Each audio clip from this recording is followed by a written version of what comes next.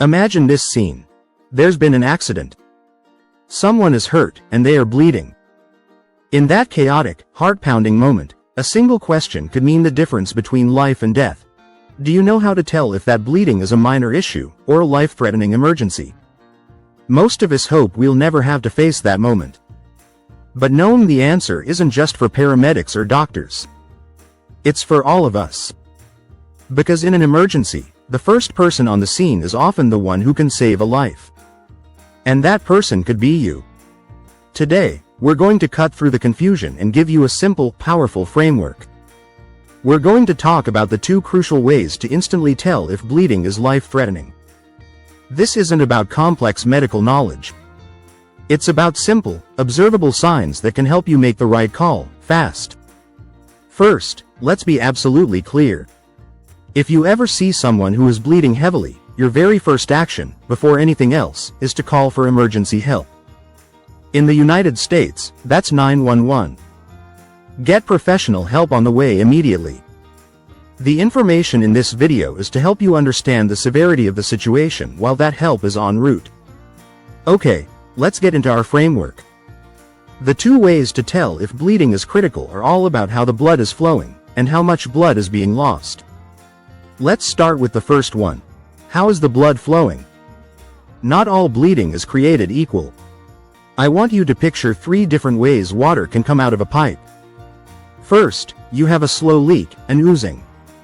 In the body, this is like a scrape. It's called capillary bleeding. The blood slowly seeps out. It's not very dramatic. This is almost never life-threatening on its own. Second, you have a steady, flowing stream, like turning on a faucet. This is venous bleeding, from a vein.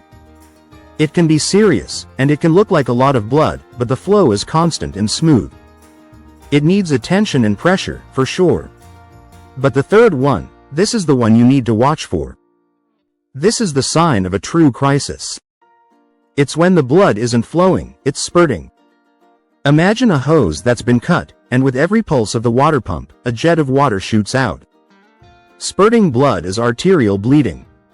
This means a major artery has been cut, and with every single beat of the person's heart, blood is being forcefully ejected from their body.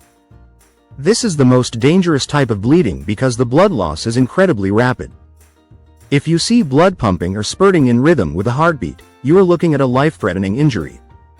It is an undeniable signal to act immediately. Now for our second major sign. How much blood is being lost? This might seem obvious, but it's more than just looking at the wound. You have to look for the signs of what we call massive blood loss. Think of the human body like a car engine, and blood is the oil. As long as the oil stays in the engine, everything runs fine. But if you have a major leak, the engine quickly runs into trouble. Your body is the same. The first sign is a pool of blood that is spreading rapidly. If you see blood collecting on the ground and the circle is getting bigger and bigger, that's a clear sign of massive blood loss. The second sign is clothing that is completely soaked with blood. Don't be fooled if the wound itself doesn't look that big. Clothing can hide a massive amount of blood loss. If a person's shirt or pant leg is saturated, you have to assume the bleeding is severe. And the third sign is perhaps the most important, because it tells you what's happening on the inside. It's the signs of the body going into shock because it's losing its oil. The person may become confused or dizzy. They might look very pale, and their skin might feel cool and clammy to the touch. They might even lose consciousness. These are signs that their body's systems are starting to shut down due to blood loss. If you see any of these signs combined with bleeding, you are in the middle of a life-threatening emergency. So let's bring it all home. In that chaotic moment of an accident, you need to remember these 2 simple questions. First, how is it flowing? Is it oozing, flowing, or is it spurting? Spurting blood is a 5-alarm fire. Second, how much is there? Is there a rapidly growing pool of blood? Is clothing soaked through?